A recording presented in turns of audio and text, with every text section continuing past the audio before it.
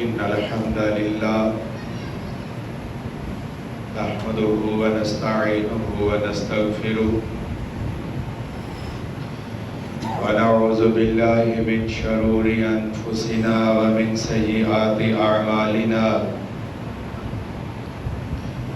من يهده الله فلا مضل له ومن يضلل فلا هادي له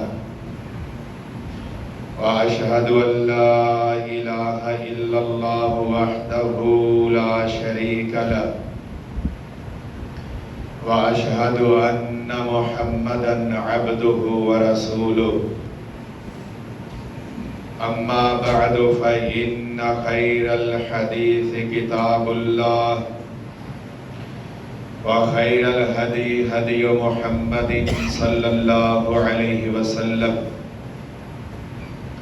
وشر الأمور محدثاتها وكل محدثة بدعة وكل بدعة ضلالة وكل ضلالة في النار اللهم صل على محمد وعلى آل محمد كما صليت على إبراهيم وعلى آل إبراهيم إنك حميد مجيد اللهم بارك على محمد وعلى آل محمد كما باركت على إبراهيم وعلى آل إبراهيم إنك حميد مجيد أما بعد فأعوذ بالله من الشيطان الرجيم بسم الله الرحمن الرحيم إنما يتقبل الله من المتقين رب اشرح لي صدري ويسر لي أمري واحلل عقدة من لساني يفقهوا قولي ہر قسم کی حمد و ثنا تحمید تعریف تمجید بزرگی جاہ و جلال اور کبریائی مالک الملک احسن الخالقین احکم الحاکمین کی غفور الرحیم وحدہ لا شریک ذات کے لیے انگنت اور لا تعداد درود و سلام امام الاولین والآخرین سید ولد آدم سید الثقلین شفیع المذنبین رحمت للعالمین جناب محمد الرسول اللہ صلی اللہ تعالی علیہ وآلہ وبارک وسلم کے لیے جنہوں نے اس کائنات میں مبعوث ہو کر وحی الہی کی روشنی میں دن رات انتھک محنت اور جد و جہد کر کے اہل کائنات کے سامنے رب العالمین کے پیغام کو پیش کیا اور اہل دنیا کو دعوت دی کہ وہ اپنی زندگی کے معاملات دین اسلام کی تعلیمات کی روشنی میں حل کرنے اور طے کرنے کے لیے اپنے آپ کو تیار کریں۔ حضرت رسول اللہ صلی اللہ علیہ وسلم نے اس بات سے آگاہ کیا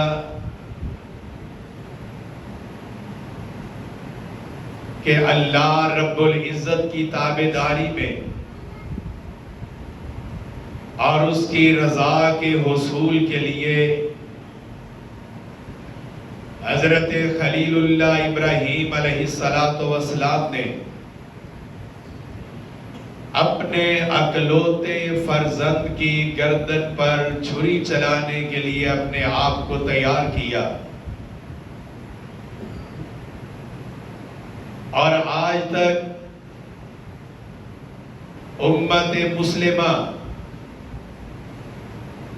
سنت ابراہیمی کی تابعداری میں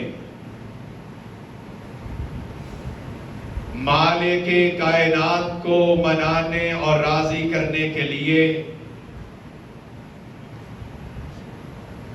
ماہ ذی الحج کی 10 تاریخ کو اپنی استطاعت اور گنجائش کے مطابق جانوروں کو قربان کرتے ہیں۔ یہ عمل صرف امت محمدیہ کے لیے نہیں ہے۔ سورہ حج میں اس بات کو ارشاد فرمایا ہے، وَلِكُلِّ أُمَّةٍ جَعَلْنَا مَنْسَكًا لِيَذْكُرُوا اسْمَ اللَّهِ عَلَىٰ مَا رَزَقَهُم مِّن بَهِيمَةِ الْأَنْعَامِ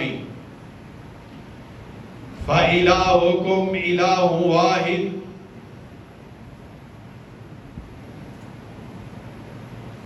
اللہ نے ہر امت کے لیے اپنی راہ میں قربانی کو پیش کرنے کا حکم نازل فرمایا ہے، اور تاریخ کی قدیم اور پرانی قربانی جس کا تذکرہ سورۃ المائدہ میں کیا ہے، جب ابو البشر حضرت آدم علیہ السلام کے 2 بیٹوں نے اپنی اپنی طرف سے قربانی پیش کی، ایک کی قربانی درجہ قبولیت تک پہنچی اور دوسرے کی قربانی قبولیت حاصل نہ کر سکی۔ اللہ نے ایک اصول بتا دیا، انما یتقبل اللہ من المتقین، ان لوگوں کی قربانی قبول کی جاتی ہے جن کے دلوں میں تقوی و پرہیزگاری کی نعمت اور دولت موجود ہو۔ اگر یہ چیز نہ ہو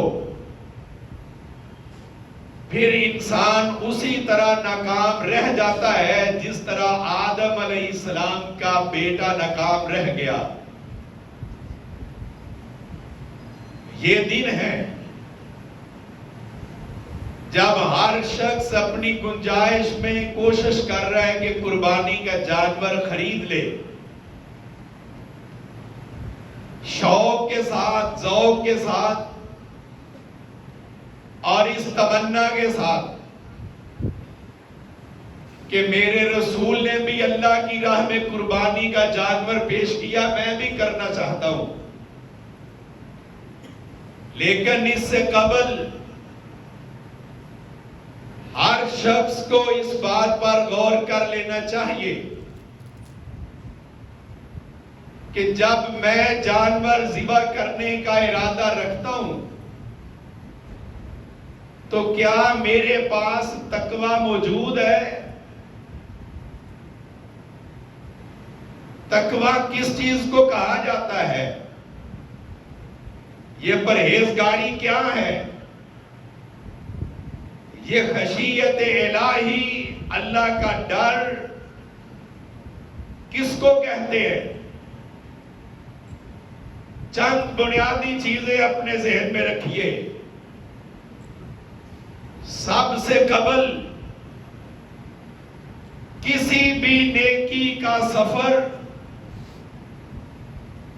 اللہ رب العالمین پر ایمان لے آنے کے بعد شروع ہوتا ہے۔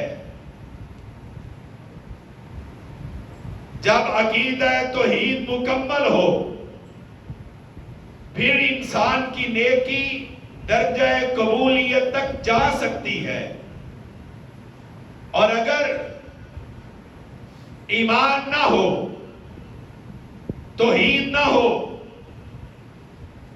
عقیدہ توحید میں انسان ٹھوکریں کھا رہا ہو، اللہ کو ماننے کے بعد بھی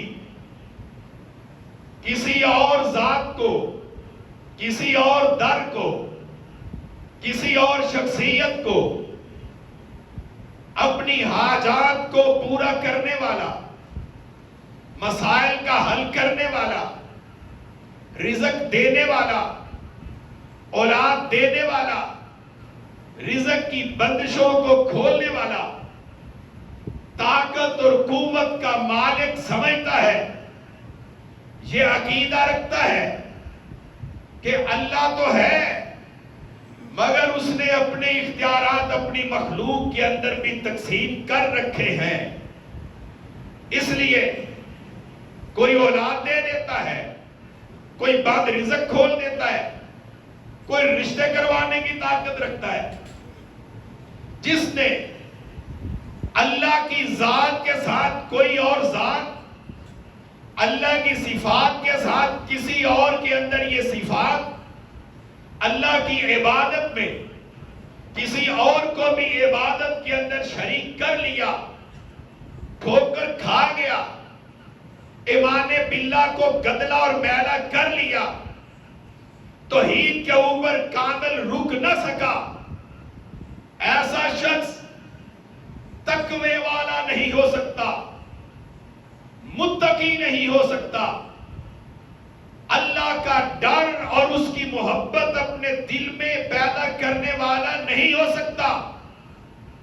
ایسا آدمی بڑے سے بڑا، مہنگے سے مہنگا، قیمتی سے قیمتی، خوبصورت سے خوبصورت ترین جانور بھی ایک نہیں، سینکڑوں جانور بھی رب کی بارگاہ میں ذبح کرتے درجہ قبولیت تک جا سکتا۔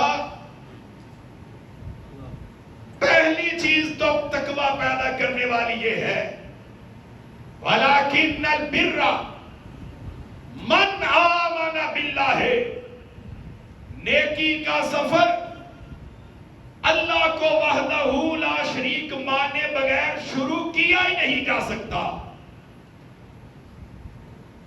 اور توحید کے ساتھ اگر کسی نے شرک اپنے دل میں پیدا کر لیا ہے تو جو اللہ نے بات ارشاد فرمائی، وَلَقَدْ أُوحِيَ إِلَيْكَ وَإِلَى الَّذِينَ مِن قَبْلِكَ لَئِنْ أَشْرَكْتَ لَيَحْبَطَنَّ عَمَلُكَ۔ اس وسیع اور اس کائنات کے سب سے بڑے انسان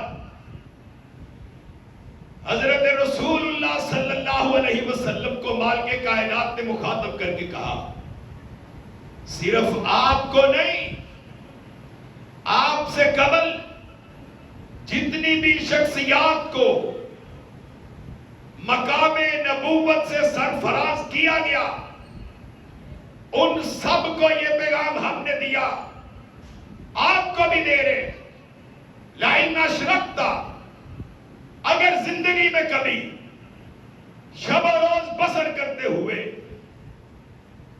عقیدہ توحید سے بھٹک کر شرک کی طرف چلے گئے، اللہ کی ذات کے ساتھ کوئی اور ذات کھڑی کر لی، اس کی صفات کے ساتھ کی طرح کی صفات دوسروں کے اندر بھی بنا لی، یہ کہہ دیا کہ سجدہ تو اسی کو ہے، نظر اور نیاز کسی اور کی بھی دے سکتے ہیں، اگر شرک کر لیا لَيَحْبَطَنَّ عَمَلُكَ، تمہاری ساری نیکیاں، چھوٹی سے لے کے بڑی نیکیاں، کسی کی نمازیں ہوں، روزے ہوں، حج ہوں، زکاتیں ہوں، صدقات ہوں، اور رات کے اندھیرے میں پڑھے جانے والے تہجد کے نفل ہوں، لَيَحْبَطَنَّ عَمَلُكَ، انسان کی ساری نیکیاں اور اعمال بیکار اور رائیگاں کر دیے جاتے ہیں۔ اس لیے انسان کو ہوش و حواس کے ساتھ زندگی بسر کرنے کی ضرورت ہے کہ میرا عقیدہ کیا ہے، اور جب اصول اللہ کا یہ ہے کہ میں تو تقوی کے بغیر بندے کی نیکی کو قبول ہی نہیں کرتا ہوں، اور جب میں اتنی بڑی نیکی کرنے کی طرف جا رہا ہوں، میرے پاس عقیدہ توحید اور ایمان باللہ اسی طرح موجود ہے۔ امام کائنات صلی اللہ علیہ وسلم سے حضرت ابو ہریرہ بیان کرتے ہیں، حدیث قدسی ہے، اللہ نے یہ بات ارشاد فرمائی، انا اغنى الشركاء عن الشرك من عمل عملا اشرك فيه معي غيري تركته وشركا۔ مالک الملک نے یہ بات اپنے رسول سے کہی کہ ان کو بتائیے میں اس کائنات میں سارے شریکوں سے بے نیاز ہوں، کوئی شریک نہیں ہے میرا اس بڑی کائنات میں، میں وحدہ لا شریک، قل هو اللہ احد اللہ الصمد۔ پھر اگر کوئی میری توحید کو چھوڑ کر نیک عمل کرتے ہوئے کسی ذات کو میرے ساتھ شریک سمجھ لیتا ہے کہ نہیں تھوڑا سا اختیار تو اس کے پاس بھی موجود ہی ہے، یہ بھی کرنے والا ہے، یہ بھی سن لیتا ہے، ہم ان کے آگے رکھتے ہیں، یہ اس کے آگے پیش کرتے ہیں، یہ دلوں کے حال بھی جانتے ہیں، ہم تو ارادہ ہی کرتے ہیں، یہ ہماری مشکل کو حل کر دیتے ہیں اور آنے والی مصیبتوں کو ٹال دیتے ہیں۔ اور یہ کہا جائے تو اللہ فرماتا ہے کہ ان سے کہو جس نے میرے ساتھ یہ کیا ہے اور میری توحید کو اس نے تسلیم نہیں کیا، ترکتہ وشرکا، میں اس کو بھی چھوڑ دیتا ہوں اور اس کے شریکوں کو بھی چھوڑ دیتا ہوں۔ کوئی ضرورت نہیں ہے مجھے ایسے عمل کی، اور وہ وحدہ لا شریک رب اپنی توحید کے معاملے میں بڑا غیرت مند ہے،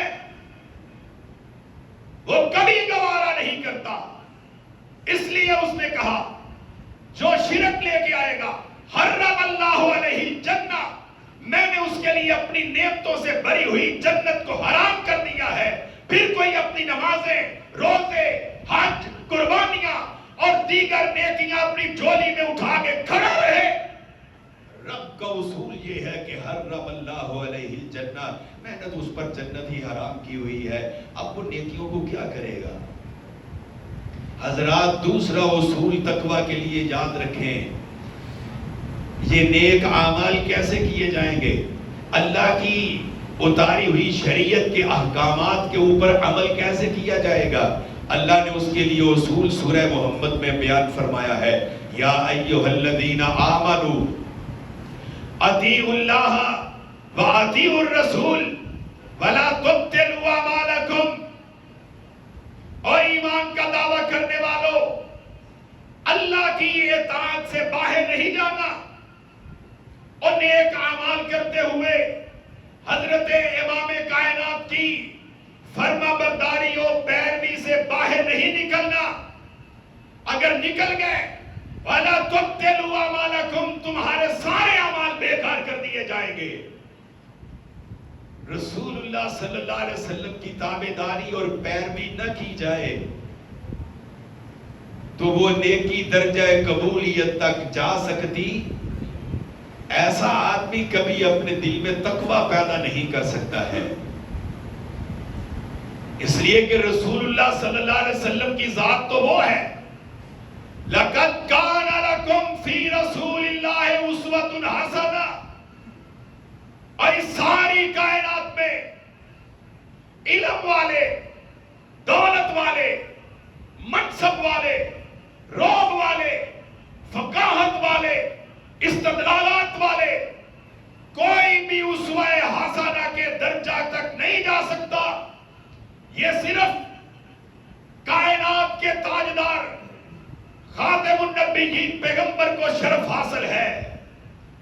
اس لیے کوئی عمل کرنے سے قبل یہ دیکھنا ہے کہ تیرے رسول کا عمل کیا تھا، اور جو تو کر رہا ہے وہ رسول اللہ کی اتباع میں ہے یا کسی اور کی پیروی میں۔ تو قربانی کرنا چاہتا ہے اور کہے کہ نماز فجر کے بعد ہی سب سے پہلے قربانی کر دیتا ہوں کہ جلد اس کا گوشت خود بھی تناول کر سکوں اور اپنے محلے کے اندر بھی بانٹ سکوں تو تیری قربانی ہو جائے گی. حضرت رسول اللہ صلی اللہ علیہ وسلم کے پاس بھی گوشت آ گیا تھا, خدمت میں پیش کیا گیا نماز عید سے قبل. کہا یہ کہاں سے آیا ہے؟ کہا آپ کے غلام نے اسے ذبح کیا ہے جانور کو اس تمنا میں کہ میرے جانور کا گوشت سب سے پہلے پہنچے گا, رسول اللہ کھائیں گے, کتنی خوشی ہوگی. امام کائنات نے کہا تیری قربانی نہیں ہوئی.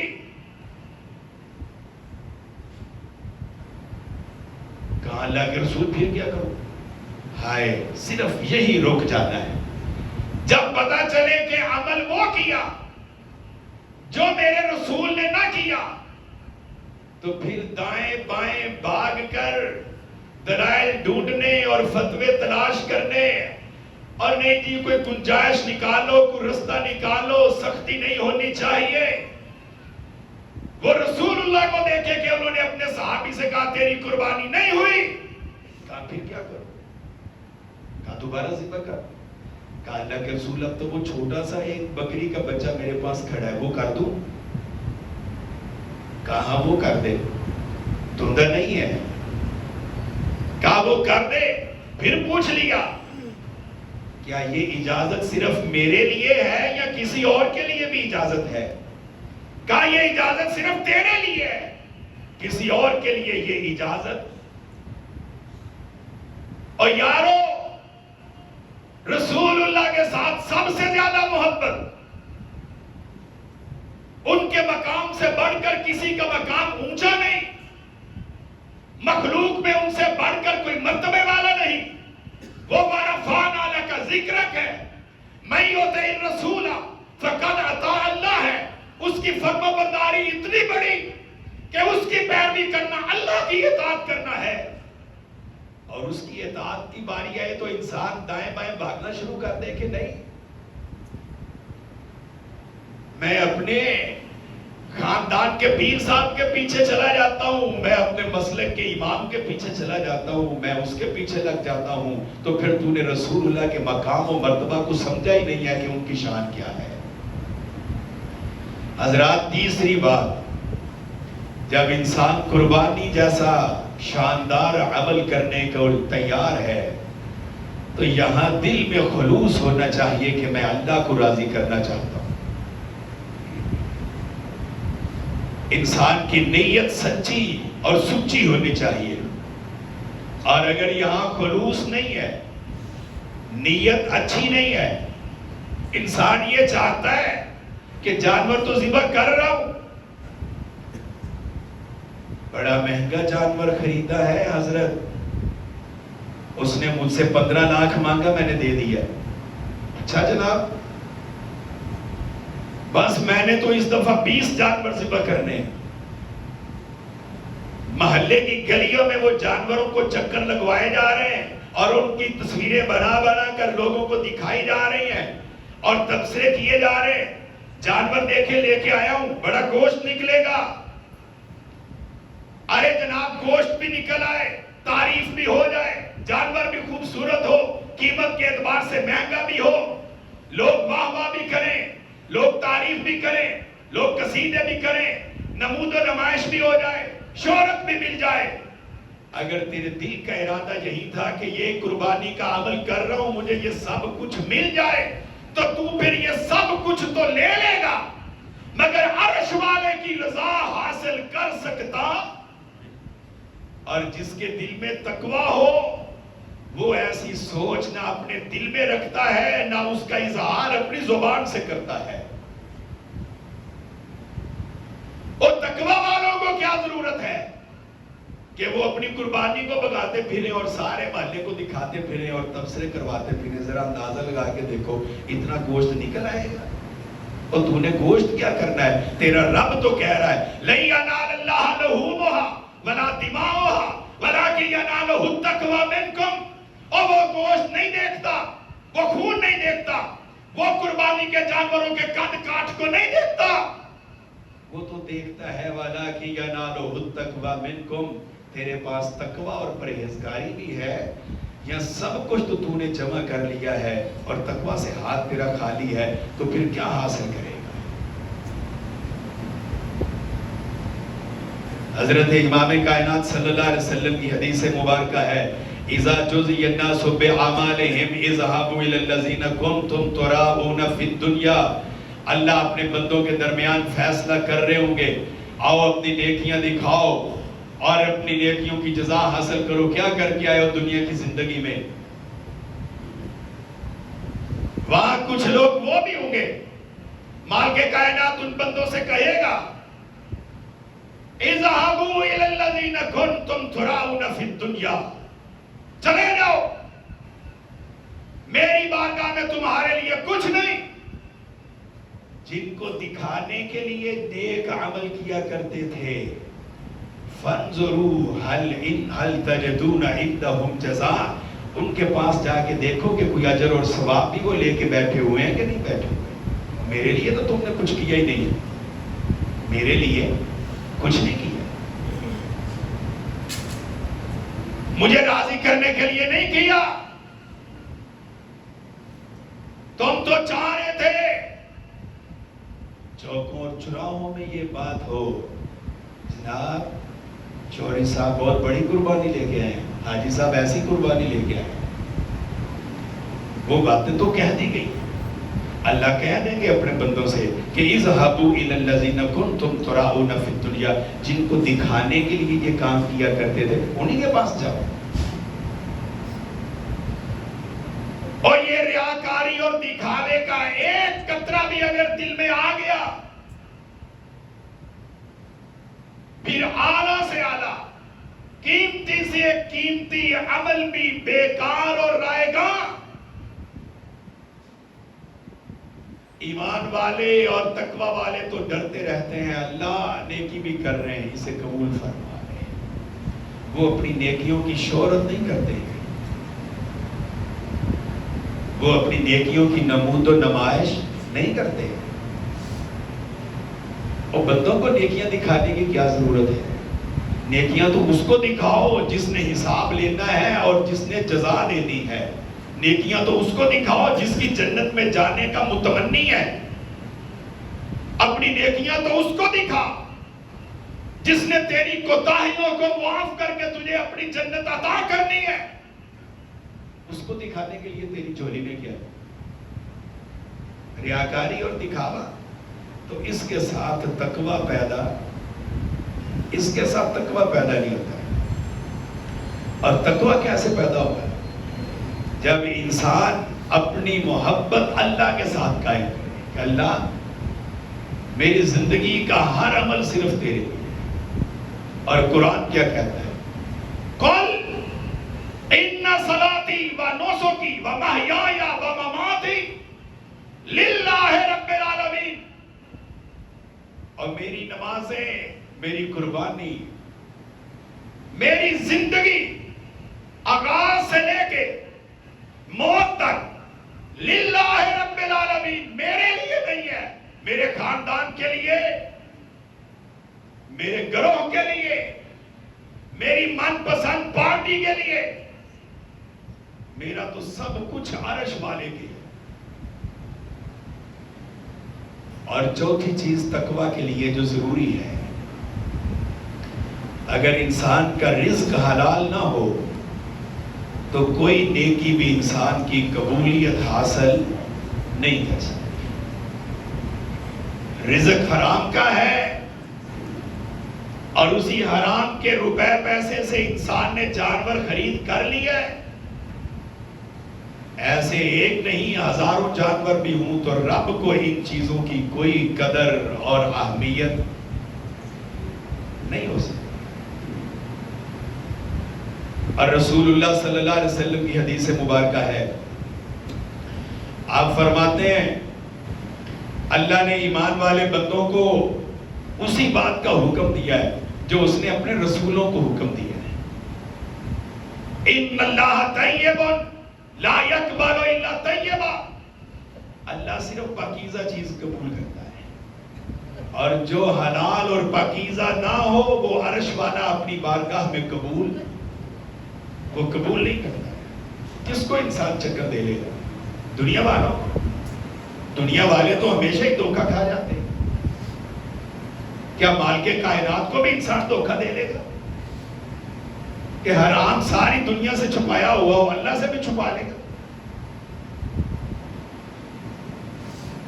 اللہ صرف پاکیزہ قبول کرتا ہے اور کہا یا ایھا الرسل کلوا من الطیبات. اتنی بڑی بات اللہ نے اپنے رسولوں سے کہی ہے پاکیزہ چیزیں کھاؤ.